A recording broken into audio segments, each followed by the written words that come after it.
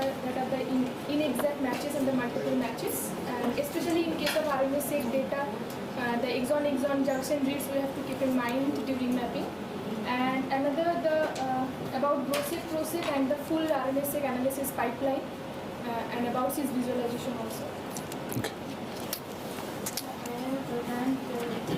Speak loudly. I have done new transmit, PROSEQ and PROSEQ, which I and then one new algorithm for realignment, that is the Burroughs-Wheeler algorithm. Then different procedures to make the challenges match or multiple match for RNA. So in second part, I learned like about the RNA-seq. I had the idea like we can with that we can also like different vectors protein, mRNA editing and splicing also. And after getting the sequencing data, we can use the alignment method. There I came to know we can use the Burroughs-Wheeler alignment method. Okay. Earlier I was knowing that when we get the raw data of RNA sequence, we will go for the de novo assembly or else we will go for the mapping back to the genome. But today I heard the clustering of reads. Earlier I have not heard about this. And another thing is GROW and PROSEQ terms. And another thing important that I learned is mapping the reads to learn about the isoforms. Okay. Yes, sir. Sir, in the second part, I read about I came to know about the resolution of the read quality and the accuracy that we get it from there. It is derived from the probability of the logarithmic equation and the importance of replications that needs to be used in RNA sequencing for differential gene expression. And there are several factors which affect it. I came to know about 6 factors, and then expression level differences also, which are not equivalent to the number of reads which are generated. Whereas the number of reads which are generated, they are proportional to the length of the signal and also the total number of sequencing levels. Okay. Yes, sir. I got to know new techniques like PROSEQ and PROSEQ. I have heard about them for the first time. I had a cursory knowledge of this RNA-seq, but I got a clear idea about certain things like where, how do we go about this alternative splicing, and where you can differentiate the read number depending upon the length of the read and sequence depth with the differential expression using these different RTKM. I got to know. Okay. Sir, I learned about sorted sequencing like de novo assembly and Can you hear her? and He can't hear you. It's not me, he. I learned about sorted sequencing and in transcription regulation, PROSEQ and PROSEQ and SAGE and CAGE are also new for this. From the normalization part, there is the reads. I know only RPKM, but from this lecture, ma'am told another, that is the FPKM. An interesting point, that is the both of these are technically somewhat difficult. So there is another new easiest method, that is TPM. I know from this lecture. Okay. So today we had presentation consisting of the 2 parts. The first 2 part was on transcription factor, and the second one was related to the RNA-seq. So RNA-seq part I was more interested, and also I got the clarification which earlier I didn't know. So to begin with, the total RNA was extracted, but since 80 to 90% are the non-coding RNAs like ribosomal RNAs and tRNAs, so they had to be removed. So for removing the non-coding RNAs, we use 2 methods. The first method is ribosomal depletion, and the second method is poly-A selection. So then we convert the mRNA to cDNA and get it sequenced by Illumina technology. Once we have the sequences in hand, we map the genes. So for mapping the genes, we have 3 strategies.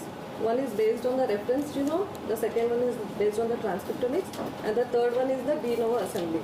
And also we studied of the differentially expressed genes between the infected plant or maybe non-infected plants. So this was very useful for me. Thank you.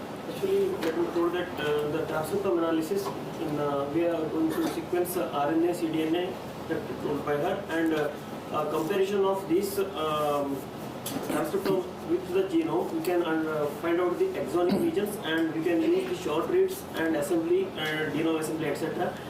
And she also emphasized on the importance of quality control, at least with the 3 replication, or if the genome size is small, then we will go for 6 replication. And she also told the importance of differential expression of genes. So, sir, in the first part of the lecture, actually we came to know that an alternative spliced form of P53, that is delta 40 P53, it is associated with aging. And in the second part, the focus was mainly on the quality checking and analysis sequencing data. So in that, I came to understand that there are 2 new means. First time I was hearing that dynamic programming and Burroughs-Wheeler are the algorithms used for mapping reads. Then also terms like GrowSec, ProSec, and also the normalization of rate count using TPM was a new topic which I read. So in first part, I have noted that P53 and about HPA, and one is bitmap, that is if read length is more than 50 Pascal, then it is easy. And there is a top hat, and one is RPTM and HPTM. These are normalization of read count, but another strategy is TPM. And there are 2 non-coding RNA strategies, that is poly selection and RNA selection. Okay.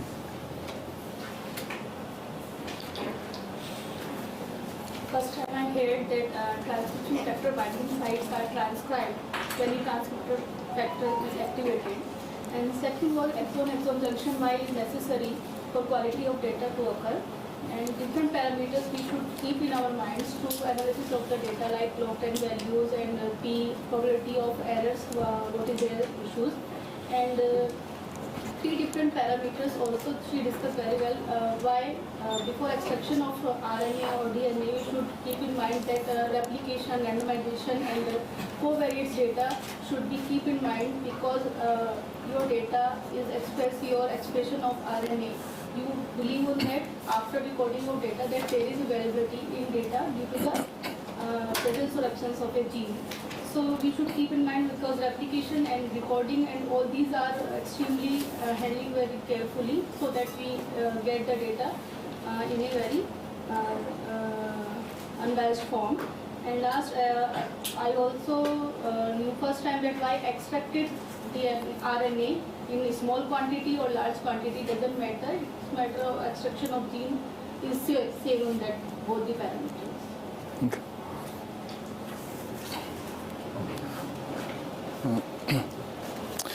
So those who didn't get a chance, in this first round, so do you have anything to say which is important but hasn't been talked about before? And brief, so some important thing that's worth knowing for the rest of the class, but it hasn't been mentioned by this first round of group. Actually, most of us know about the standard sequencing method, but I didn't know how it actually captured the base, means the imaging, that it had always take a particular picture of a particular base. That one later. Another side, I have a question. The normalization algorithm which we use means RPTM, FPTM, TPM, like that. Means in each case, which one is better? Means if there is anything like that, means for normalization, what would I use? Well, I think the RPKM was used earlier, and now it is more about the FPKM, and now it is more about the T, because so I think it depends on which part you use to normalize. So going to the TPM, it is now about that you can use the entire length and get an average of it. Right? Because it's possible that some parts may be showing more than the other parts, so using the entire gene length to normalize to get your reads, and then comparing gene A versus gene B. Anybody else? Yeah. I came to know that is sage and cage, that is serial unknown sequences, then set and fail. Normally is split mapping. Huh? Split mapping. split mapping, huh? Then one more thing, I came to know that favored mean of m value that is used for that is used to remove the 30% of exceeding values. Okay. Anything else? I have one question. Yeah. Like now we are in third lesson, the DNA sequencing method. Like we have SMRT and nanopore sequencing, where we do not require the amplification PCR amplification.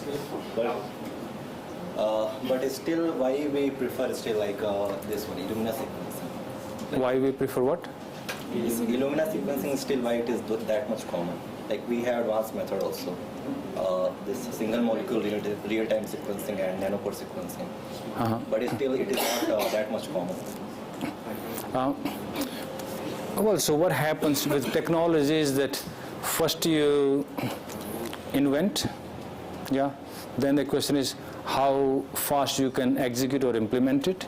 So now you also have your comparators, meaning that somebody has to switch to your new technology, right? So now what that has to do, it has to offer some significant advantage, right, over what you had before.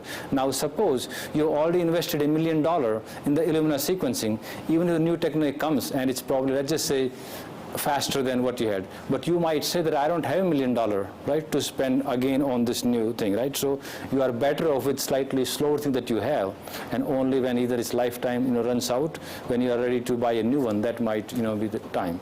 But if suppose, and I think the question is, you need also the support for that new system, because just because it is there, it does not mean it is going to be adapted that well.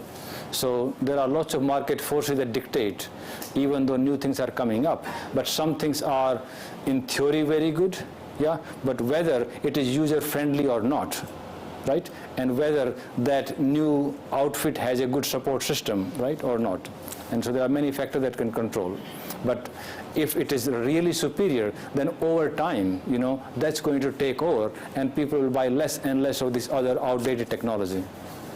Yeah. So that will apply to even when what you think are new ones now, 2 years from now, 5 years from now, there'll be something new that's going to replace even these guys, right?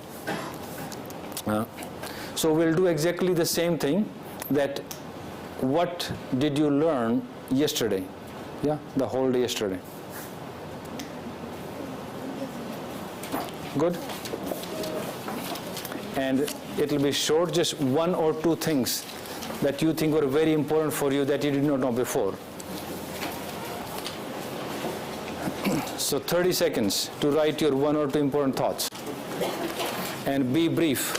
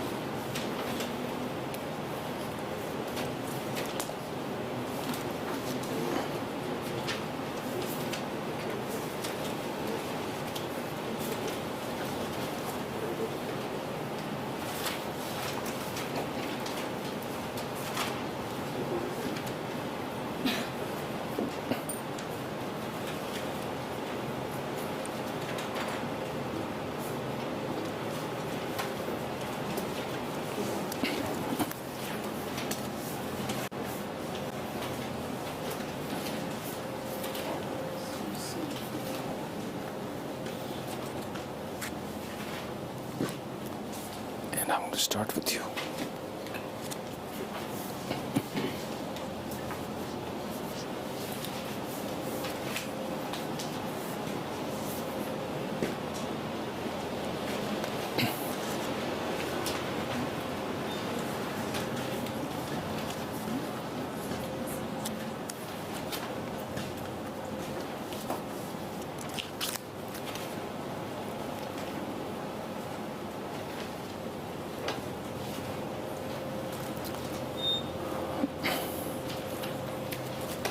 Ten more seconds.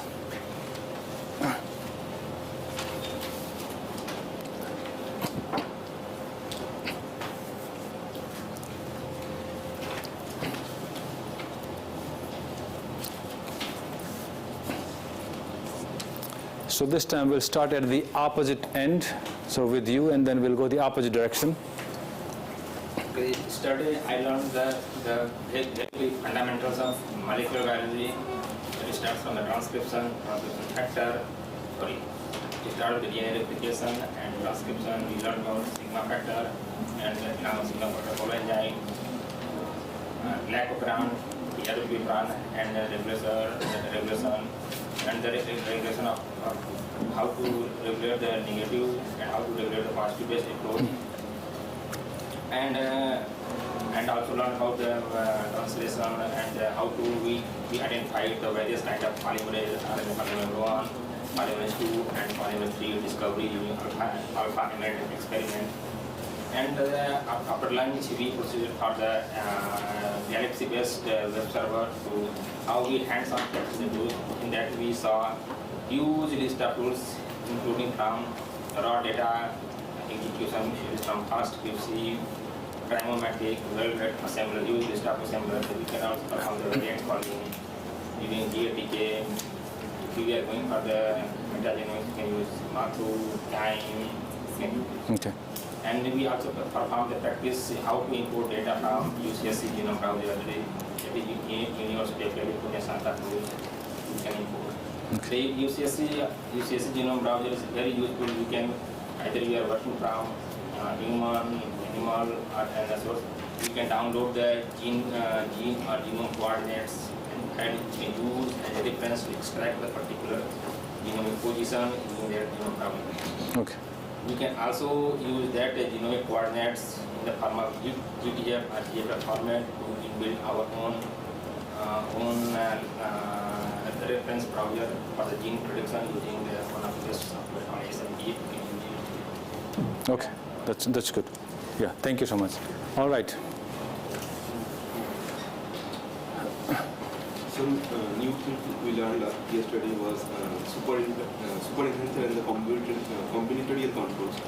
The super enhancer was a complex of many different proteins which form special nuclear body of specialized structure and by property binding of different transcription factors, and this thing enhances expression in many more time. And the combinatorial control was another new term which is against mostly the overall control of the cell mechanism and some important inventions like splicing intermediates and into 65 factors that discovery thing we learned. And in order splicing, if I first time come to know the G-scan, which has the highest number of isotopes, and also the sex and genes regulation. Okay, very good. In the first part, I heard about the interplay between. Yes, speak loudly. I learned about the interplay between Pro and C1 protein. When C1 protein is higher, the lysogenic cycle takes place, whereas Pro protein leads to light cycle. Then I also learned about the events that lead to discovery of lariat structure in group 1 introns. And I also learned about the sex determination in Drosophila. Okay. So yesterday I learned about how the experimental designs have reached to the model inspiration. In that one, first thing was learned about in ECAM they identified 3 RNA polymerases using the alpha amide. Then one more thing is combinatorial control. How the cells regulate the gene expression by using the available transcription methods. Then I also heard about the enhancers and super enhancers. Then I also learned about alternative splicing. In one of the examples, there is a D-scan in the Drosophila that leads to the production of more than 38,000 isoforms. Then alternative splicing is also important in case of antibody production. Then I also came to know that how the importance of this capping in first intron spacing, and also the polyaddition signaling in last intron spacing, and also one more term, that is the exon definition model.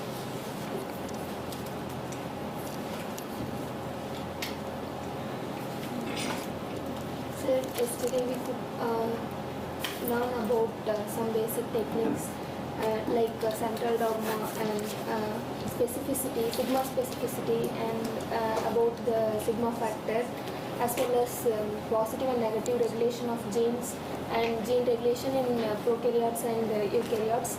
And we could learn some new techniques like combinatorial control and like alternative splicing and so on. And I've learned the new use of a new program, Galaxy. Some important topics like sigma specificity, combinatorial control, etc. were very useful.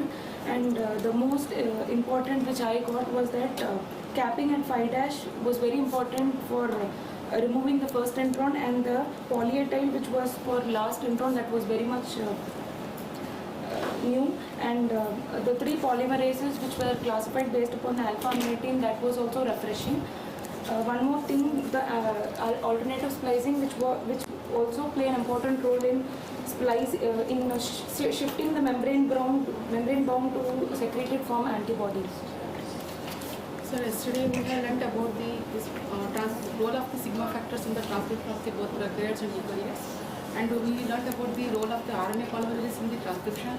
After that, we got to know this combinatorial control and stem cells importance, and followed by the RNA splicing, in under which we got to know about the importance of the RNA binding proteins, as well as the capping, importance of the capping, as well as the polyadenylation. And after that, we learned about this spliceosome cycle, RNA spliceosome cycle. And first time I heard about this discount gene, isoforms of the discount gene, and what is the importance of the alternative splicing, like especially in case of sexual determination of the Drosophila. And in practical session, we got to know this about this Galaxy bioinformatics too.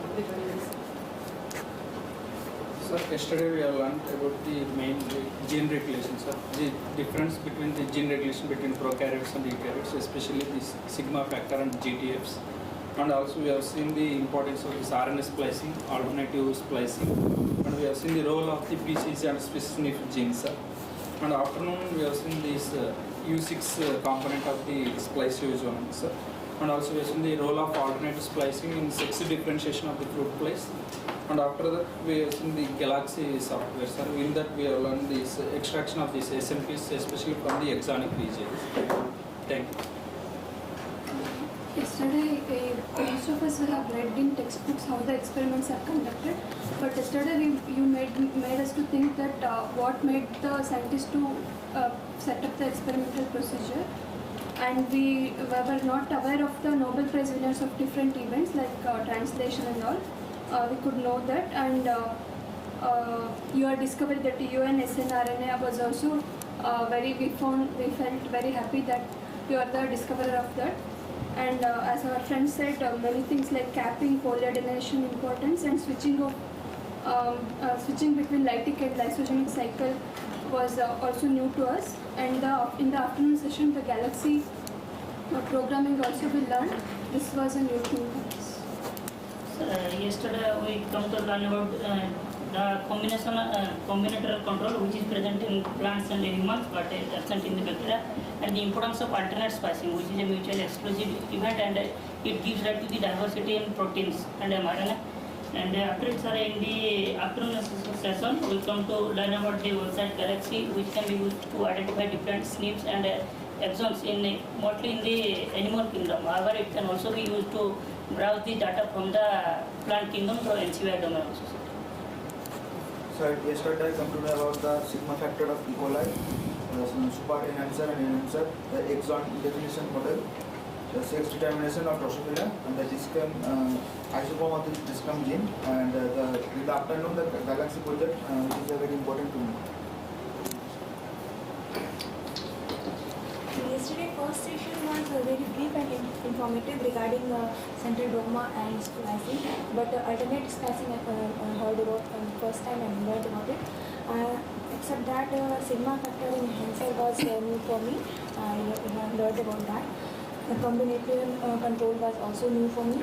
How poly is similar and capping are linked with spacing, this I also learned. In second half, I got the information regarding U6SN RNA capping and in galaxy, about the galaxy I got. So it doesn't seem to me that this whole thing is working, right? I don't see any, even though when you touch it, it feels not. Huh? So can you do that, whatever he just did? And you are going to say the same thing is broken, right? You want me to hold it again? It's not working, I think. Hello. Hello. Hello. This is not working. This is not working. Here. Do that. Yeah, hold it. I don't think I'm going to go there. Okay, do. इससे कर या इससे होगा. I think it's good to have fun here and there in life. Also not working. It's not working, I think. Okay, gents. Yeah, just. So yesterday, I was very kind enough for you to explain the basics for the people like me who are totally from the non-molecular background. So I got to know a lot of things, lot of basic things actually. So I was pretty much clear on the things what I'm going to learn in the other 2 days. So just briefly, I'm gonna say like I learned about sigma factor, how sigma factor actually kind of tells the core enzyme how to work, when to bind, and that makes the whole enzyme. The other things like lambda part, how there are 2 kinds of genes which tell it sort of when to begin the lytic cycle and when to begin the lysogenic cycle.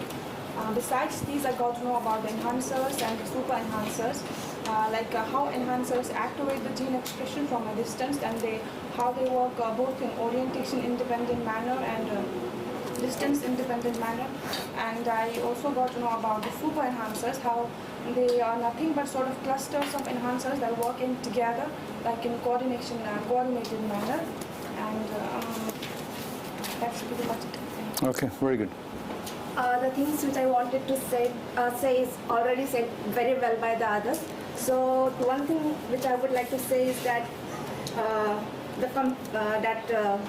the complexity is not actually about how many number of genes are there in an organism, but how they are actually regulated. So that defines how complex an organism is. And there are other things which I came to know for the first time, which is again said by others, that capping is important for splicing, but only for the first intron, and polyadenylation is again important, but for splicing, but for only the last introns. And I think rest has been already said. Okay. Yesterday I learned about gene regulation, Lacopan concept and tryptophan concept, then what is combinatorial control, and importance of enhancer, then the capping, splicing and polyadenylation and splicing, how they are dependent on each other, and sex determination in Drosophila and galaxy structure. Okay.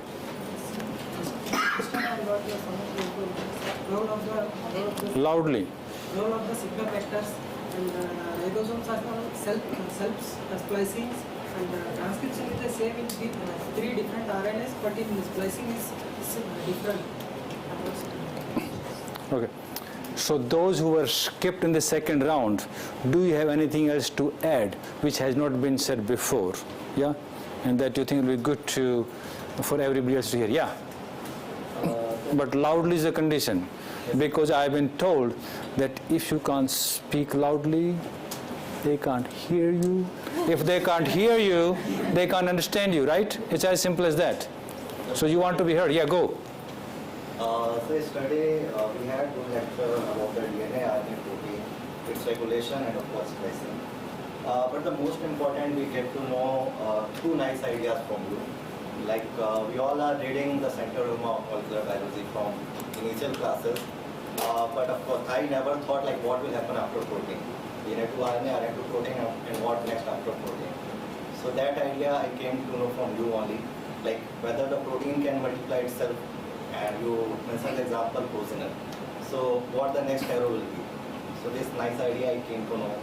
Another one was like we talk about the forward and reverse. Like I have the DNA sequence and then mRNA sequence and then the protein sequence. So whether from protein sequence we can again come back to the exact mRNA sequence. Like as you told, there's a degeneracy of the codon. So this was also one nice idea, like whether we can solve this mystery. We can come to the exact mRNA sequence. So these two nice ideas I get started, which I never thought of. Thank you, sir. Anybody else who has something else to say, but you were skipped the first time around? Sir, about the function of delta 40p53. Sir, it said this goes on increasing with age. What specific activity it does? Is it happens in all kinds of cells or limited to only visual cells? It happens to all kinds of cells. Sir, and P50, huh? What impact it will bring if it activates in all kinds of cells? So P53 has been, I think, called the molecule of the year at some point in the past, and P53 is so complicated. If you Google P53, I can bet you are going to get millions of hits, right? So I cannot talk about everything about P53. So P53, the reason it's important is just imagine this is literally the central hub, yeah? And what it does is it can take input from many, many different sources. So many things in the cell can regulate it. And it doesn't only have one target, it actually controls lots of things here. So it becomes very complicated that depending on the cell type, what signal will come, depending on the cell type, what can actually receive the signal coming out of P53. So the response is very variable, and in fact, it is so variable that sometimes depending on where the mutation is on P53, it will lead to opposite effect. For example, you take cell survival, cell death. Depending on what mutation, it can lead to completely opposite effects, depending on which. And so, anybody else? But I want to stay on P53 once you are done. Anybody else who wants to say something that hasn't been said but is important to say?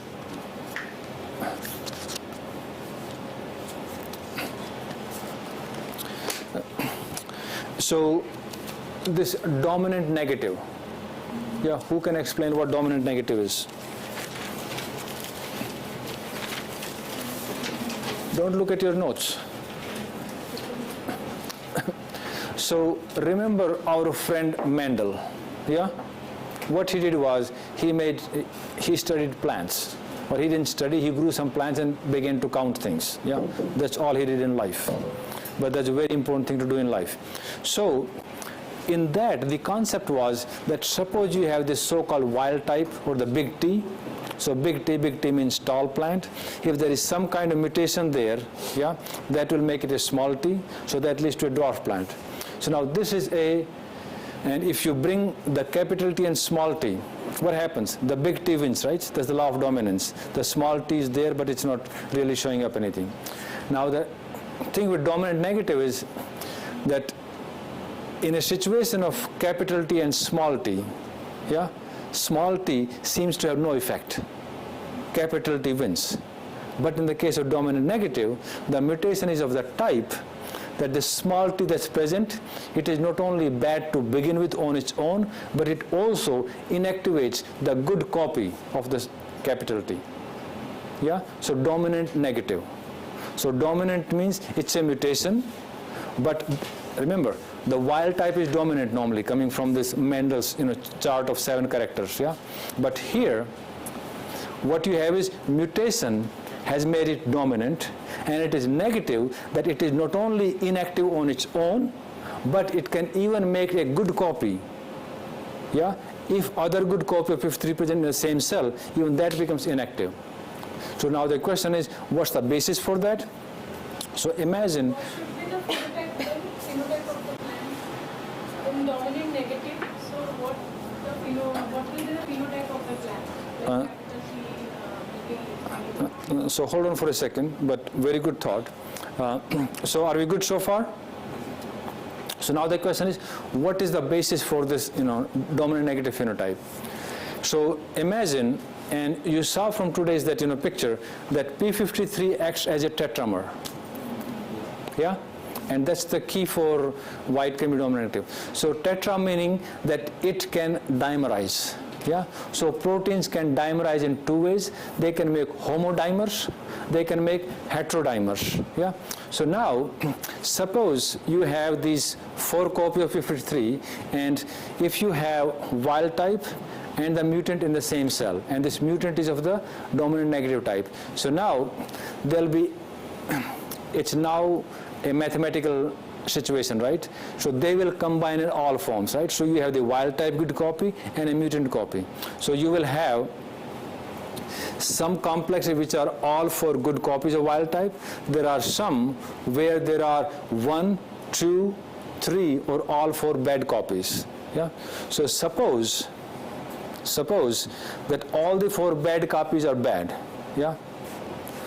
But now even the other good copies, where 3 wild type copies and 1 bad copy, even that makes the whole thing inactive. 2 good copies and 2 bad copies also makes the whole thing inactive. 3 good copies and just 1 bad copy also make it inactive. So the point is, all of that, only one of them is good, right? Combination. All the other ones are not functional, that even the wild copy has been inactivated.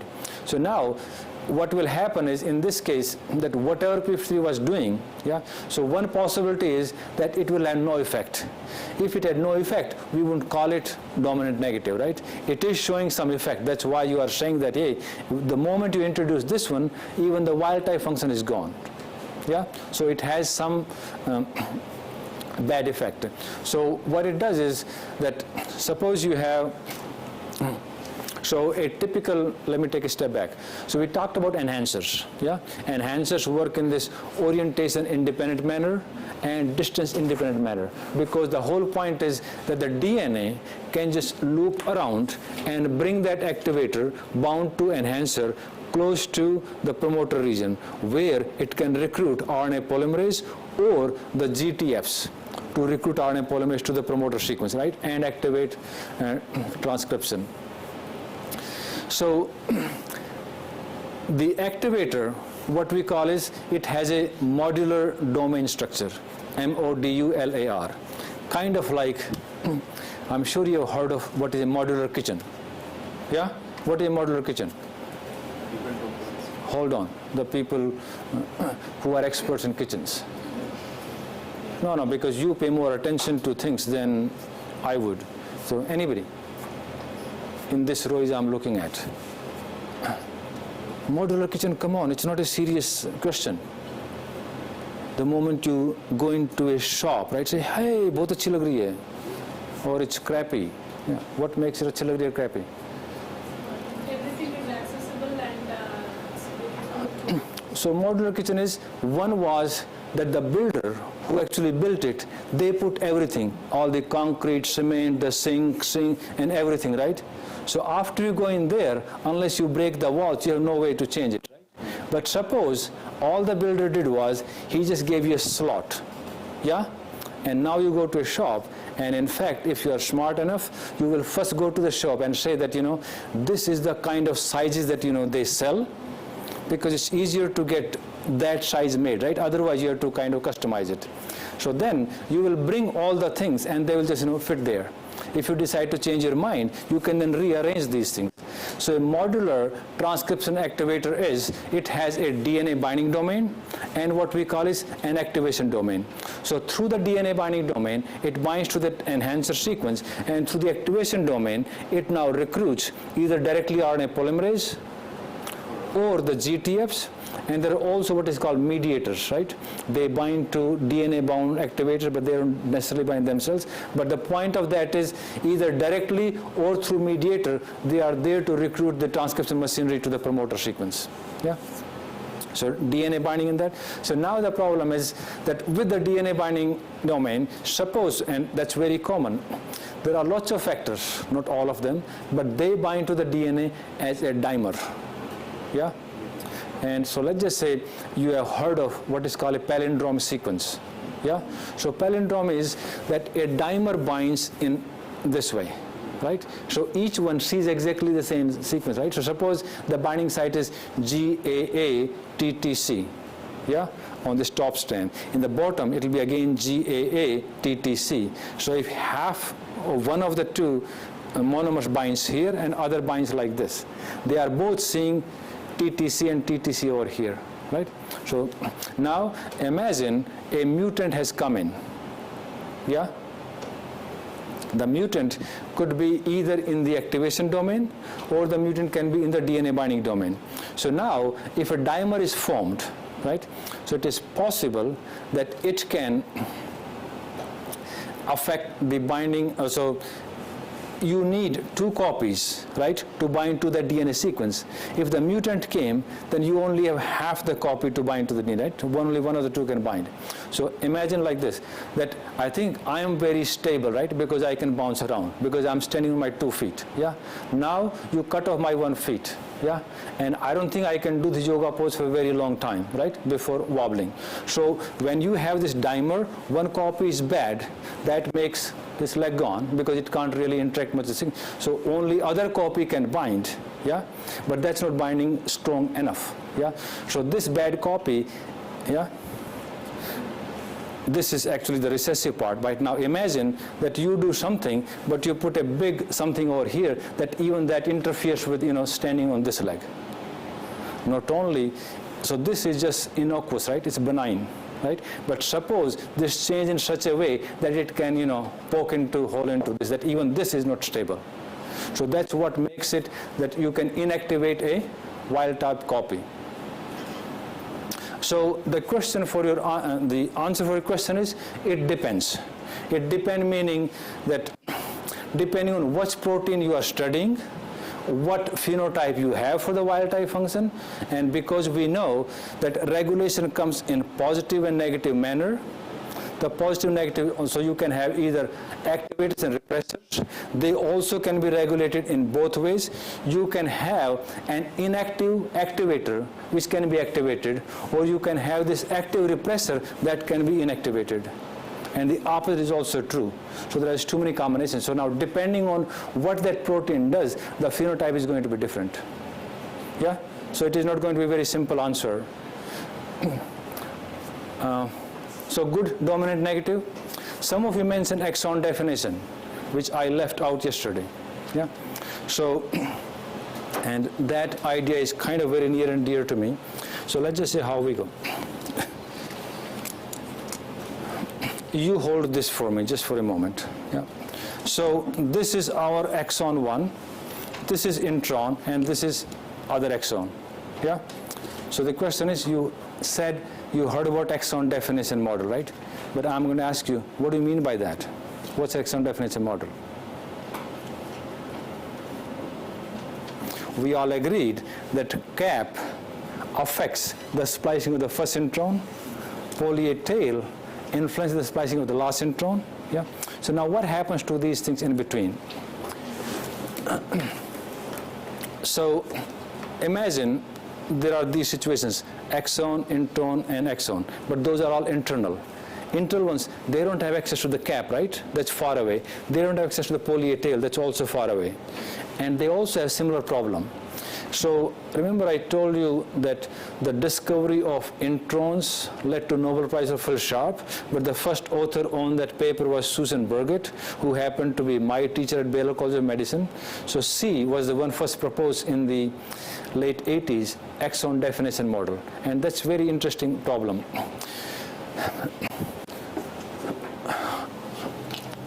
Can you see this here?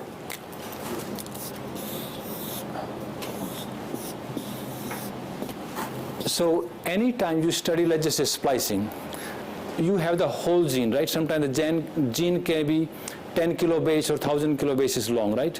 So you cannot study the whole thing. So what you do is you kind of make a mini gene. Mini gene is you take only the right amount of segment, right? That is enough to whatever you are studying, right? That piece is sufficient to do that, right? So anyway, they made a mini gene. So what a mini gene is, if suppose you want to study the splicing of this guy, and these are very long, so you want to chop them off, right? You want to also start deleting here and here. So this was really surprising. So as they were trying to cut things off, this excess stuff, so they can study this minimal substrate, so they had one substrate, and this was happily spliced. Yeah. Now what happened was that in the early days, we were using restriction enzymes, right? So wherever there was a convenient restriction site, that's where you're going to make a deletion, right? So suppose they found other restriction site over here, so they cut this part off, and they studied for the splicing, and this also was happily spliced.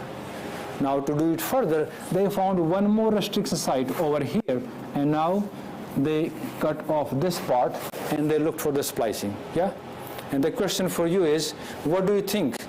You just made the night before this deletion, based on sequence you say this is wonderful, next day you want to study it, what do you think you are going to find for this substrate? Huh? It will not be spliced. It will not splice. Why not? Because of this exon differences. There are. But remember, exon definition hasn't been proposed. This experiment is going to be done, which has just happened tonight. Some proteins may be important. If it is not being spliced, then some proteins or some factors are acting there. So they made this, not hoping this will not splice, because they were just on a way to make it shorter and shorter. So surprisingly, this was not spliced, yeah, not because of exon definition model, and they were shocked. So when you come with that, you expect it should splice and it didn't splice, you might say that no, you have done something wrong. Yeah? So you go back and double check it and triple check it, right, to make sure. And what you find is, indeed, this is right in every, because what if in the process of making the deletion, you also somehow mutated a splice site, right, just by chance. So when you checked all of that, none of that thing was happening over here. Right? Life was good. So they started to scratch their head. That's exactly what happens in real life. So then, independent of this, they looked at the lengths of introns and exons. Yeah? And what they found was that if you take the length of average exon, it's in the range of, say, 100 to 300 nucleotides. Yeah? Exons across the genome are roughly in that range. There are some which are more and less, but on an average, that's where the median or the average is. But on the other hand, if you take the length of introns, what do you think you're going to find? Pardon? So there are some introns which are just, just very short, yeah? And there are others which are hundreds of thousands, yeah, nucleotides long. So now I'm going to depict that in kind of over here. So this is some 100 long intron, but there are some where the intron is, and I'm going to break here. That. So now imagine you are the splicing machinery in the cell, and you want to splice this intron out. Yeah? What you need to do is you need to correctly identify the splice sites, otherwise there's a problem, right? Because splicing has to be accurate. If you either delete one base or keep one base, it's going to change the reading frame, right? Which is no good. So it has to be precise.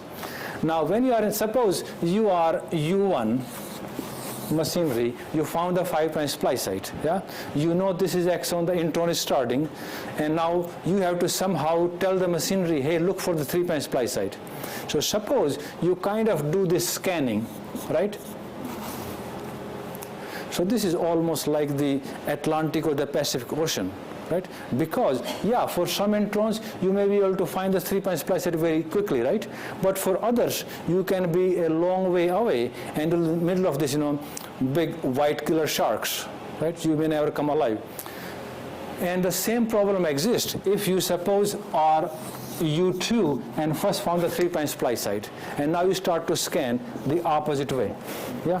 Because you simply have no way of knowing when the right site you are going to find, yeah? Suppose you find here a right splice site like sequence, and you end up splicing over here, then you keep all of that inside it, and that's very bad, yeah?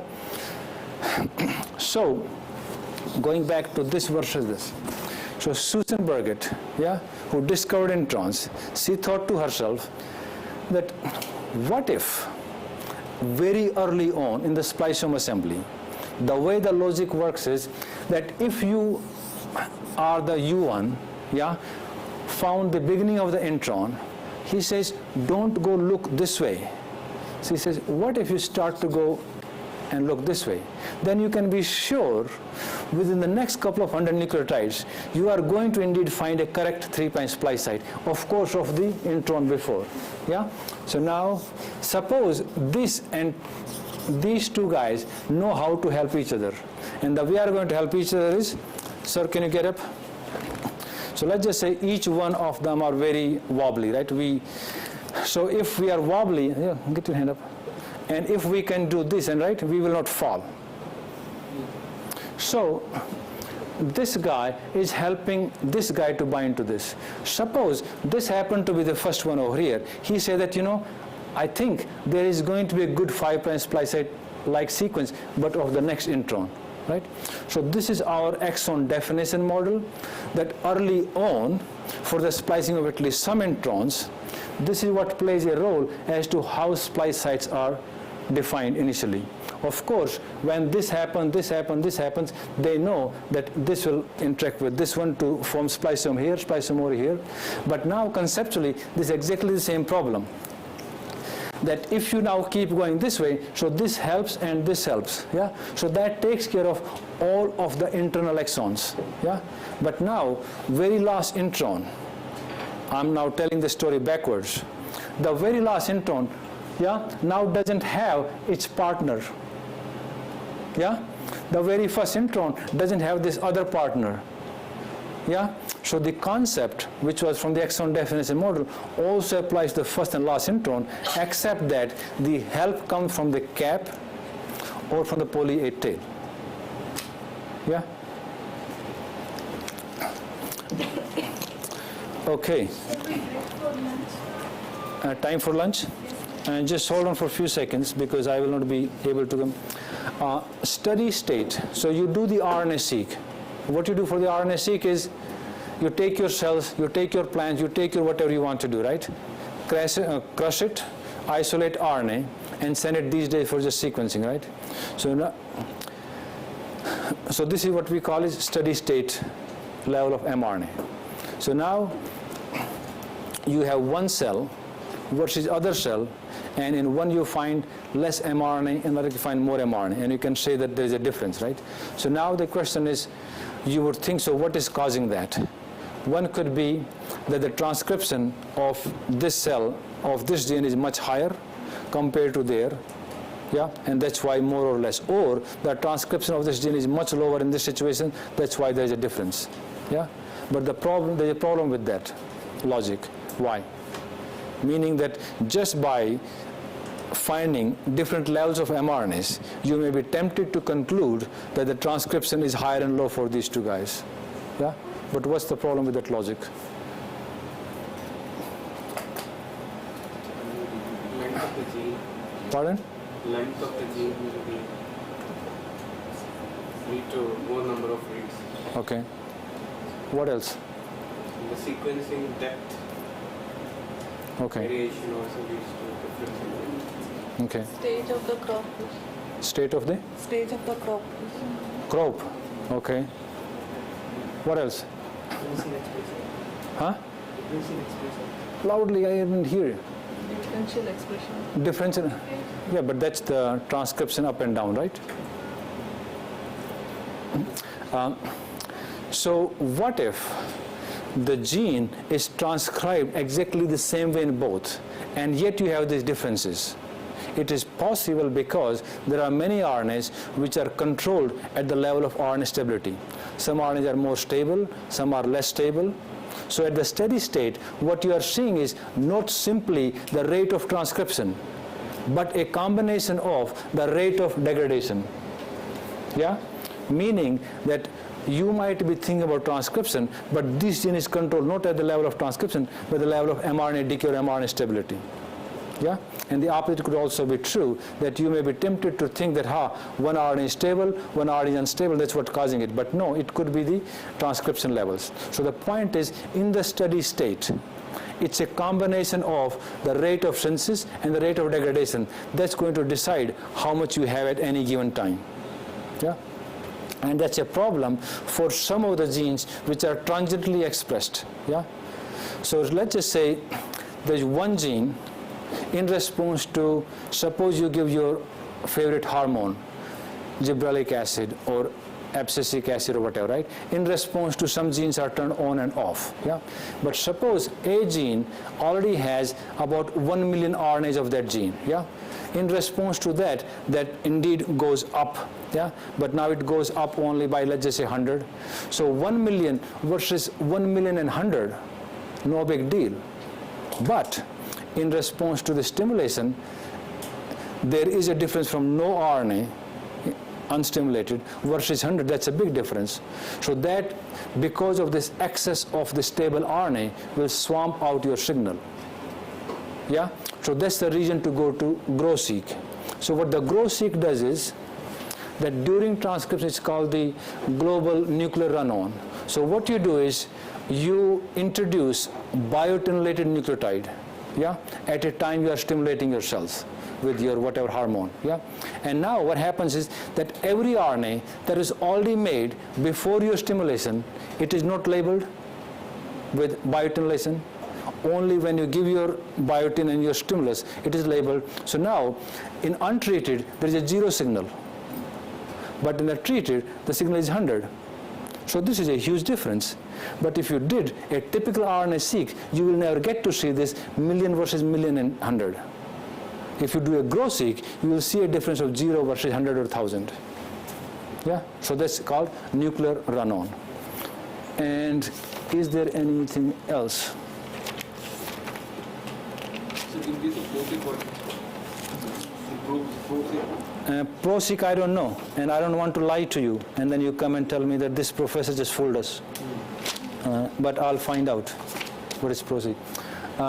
So let's just conclude the morning session. Go enjoy your lunch. And what I'm going to do is, so yesterday, the purpose of the exercise was that you are able to log in.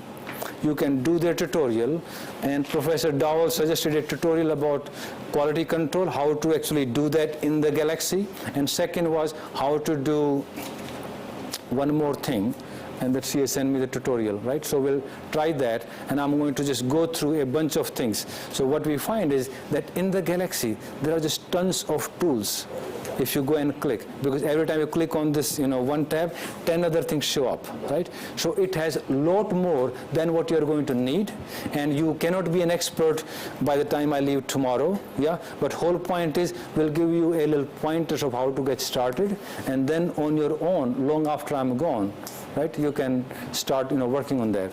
So that there are lots of tools that may be useful for your needs down the road, yeah? So that's what we'll do when we come back. And for the around 4-ish o'clock, what we will do is the 4 groups, A, B, C, D, yeah? You will have about 5 to 10 minutes to give executive summary of what you read, yeah? No more than 5 to 10 minutes, yeah? Now the training is going on, so they will ask us which room you want to return. So if they have laptops, can we continue the total afternoon session here? Otherwise we need to move to that lab.